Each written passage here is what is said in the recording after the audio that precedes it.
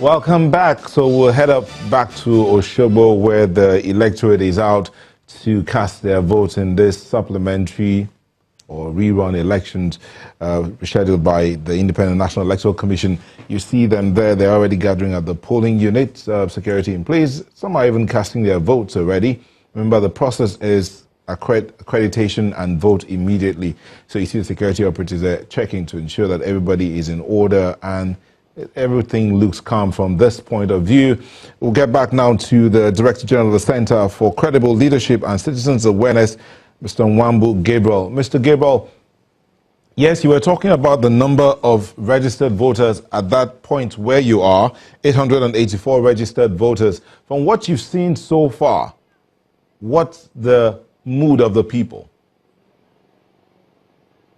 Yeah, the electorates here in Adewale Street in Osogbo are showing so much enthusiasm in terms of casting their ballot. They are really determined by the manner they came out as early as 6 a.m. in the morning. They are really determined to elect credible persons to represent them in the next 4 years as governor of Osun State. Okay, you've not noticed anything of vote inducement or voter inducement, as the case may be? Yeah, as at now, we have not noticed any form of vote buying or selling or any form of inducement. We have heavily armed security operatives that have cordoned on the entire area, and you have also plainclothes detectives who are on top of the game, I know, and are determined to arrest any perpetrator of vote buying or selling. Okay, so from your point of view, how do you think this will play out at the end of the day? Please come again. Do you think at the end of the day we would have concluded this entire exercise so that we get the final results? Yes, of course. At the end of the day, we hope to get somebody, because what we are looking at now is a simple majority. Whoever scores the highest number of votes, even if it's just one vote, will be declared the winner and returned as elected, as provided by the Electoral Act of 2010 as amended. Okay, now I'm not going to ask you to begin to count the voters you see there, but you said there were 884 registered voters there. Do you see that the people behind you are close to that number? Yeah, it is too early to be very, very precise on that.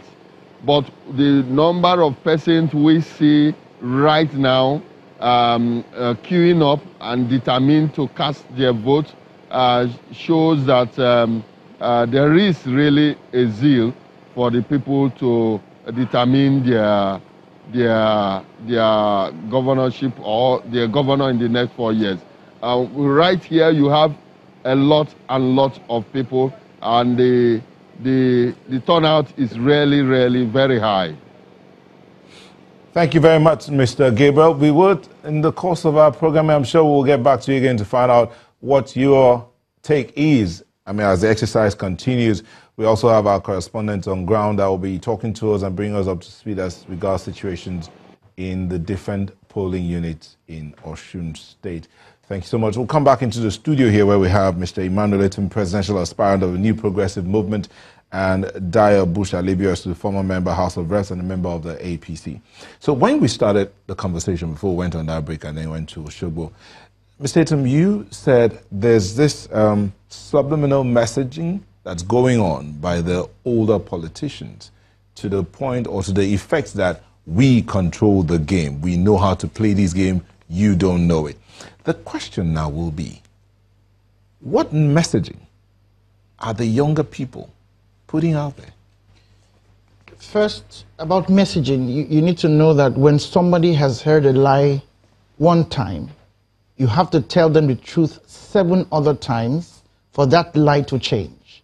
So what does this mean is, because of where we are coming from and the kind of messages young persons have heard, and I've said it before, not just in politics, across in public life, in the churches, in the mosque, in their families, that they have to wait for some unknown time or for some tomorrow to become leaders. You, as my case now as aspirant, need to continuously say to this message, the future is now. The opportunities are now. The competency of the future of work, the future of Nigeria's economic development and growth, the future of diversifying our economy, the future of equality. We are all created equal opportunity, economic, financial, political is now, and we have the power, demographically speaking, we have the power, intellectually speaking, to change that game. I'm not going to think that I'm going to say it just once and it's going to get heard and then going to transform into an action. I have to keep saying it, and we all have to keep saying it until young persons begin to see the hope that it is possible. And so the message here is, young people, sit back and look. You have the numbers, you have the capacity, you have the number, you have the vision for Nigeria. Traveling across the country, I'm hearing a lot of young people ask me questions around, tell us how you are going to ensure what you want to do happens. And not just because they just want to hear me narrate a statement of what I think I can do, but people are Googling, they're checking, they're studying, they're asking questions, technical questions, they're asking questions, political, they're looking at their track record. Have you done this before, in terms of, do you have the capacity beyond a job? Do you have the capacity beyond the position you held? Do you have a capacity beyond a succession to say, I can do this, I've done it for other people? And what is the centerpiece here? Are you committed to the welfare of Nigerians? And I've said we must look beyond outside of the Nigeria arrangement. Oh, I want a new Nigeria. Oh, this is the future of... No. It's not. You don't have a Nigeria without Nigerians. This has to be about what Nigerians are experiencing, what we want to do for Nigerians. How do we move Nigerians out of poverty and a huge number of poor Nigerians and make them wealthy or give them wealth or resources? Is Nigeria all about poverty? Because many times you're talking to anyone that wants to come into leadership in the country and they're saying we need to get Nigerians out of poverty, we want to create jobs. Is Nigeria all about getting Nigerians out of poverty and creating jobs? There are two things. There's Nigerians that are not getting out of Nigeria poverty, but creating opportunities for what Nigeria has to become globally relevant. But yes, a lot of Nigerians are poor. My brother, there are so many poor You didn't get my people. question. Is Nigeria all about poverty and unemployment? Well, first of all, yes. First of all, because the number of poor people who cannot make choice about their lives, are too much. They are too large a number to ignore. So yes, there is about getting Nigerians out of poverty. Am I communicating to you? There is a huge concern about that. Universal health care coverage, for example, can get more Nigerians out of poverty faster than any intervention could do so, and keep them out of poverty. So ensuring Nigerians have access to health care that is affordable, accessible, and available is a very critical intervention to keep Nigerians out of poverty. So yes, getting Nigerians out of poverty is not just about not having money. It's about a mix of factors. You understand what I'm trying to say? The capacity to make decisions about your life, enforce it, to be happy, to have joy. It's an issue of poverty too. To go to the school you want to go, to aspire to the kind of job you want, it's about poverty as well. To travel, to have an international experience, or to even, let's say, decide, I don't want to work, I want to travel the world, I want to go on holiday. It's about poverty.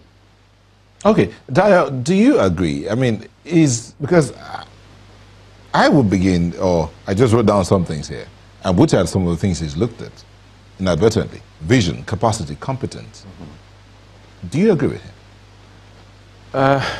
Some of them are in the mix. Is there poverty in the land? Yes, there's poverty all across Africa. This is not particular to Nigeria alone. We have several things we're dealing with.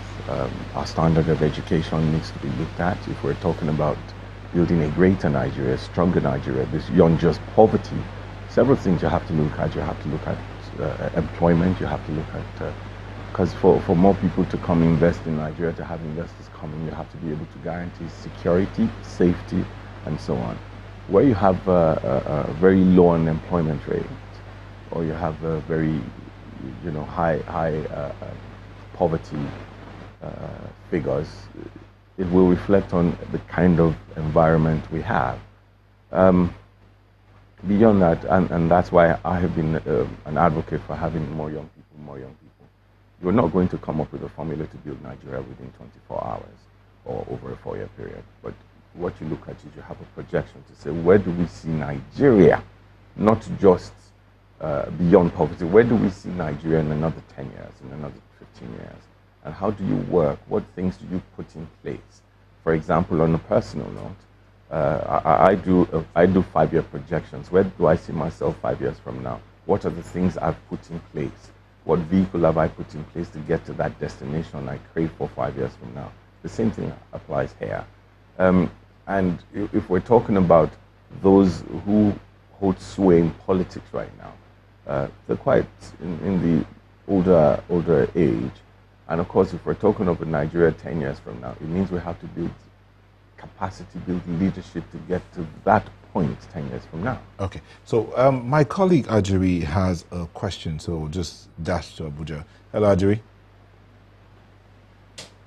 Please, let me start with Dio. You know, Dio, I've listened to your submissions. I just want to ask you, when you look at the conversations amongst particularly the young presidential aspirants in the country, and, you know, we tend to kind of boil these conversations down to fairly generic terms in terms of, we talk about poverty, we talk about unemployment, we talk about healthcare deficits, education deficits.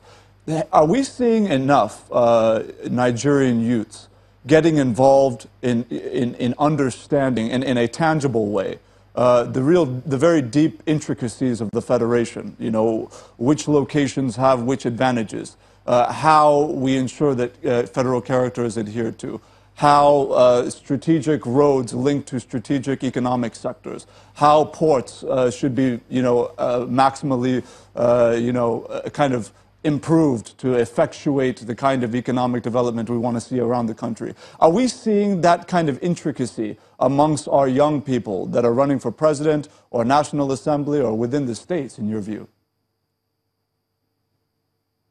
They're quite, of course, with the introduction of the Not Too Young to Run bill and having it become law, we're seeing a lot more young people willing to participate right now.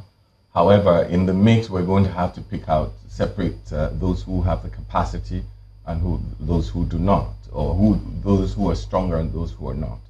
However, to say, are we quite there yet? No, we're not quite there yet. It's a process. Like I said earlier, and it's a process we have to get through. There's a need for the younger generation, the young people, to understand that it's not enough to participate in leadership, but to also participate in the process of electing leadership. Look at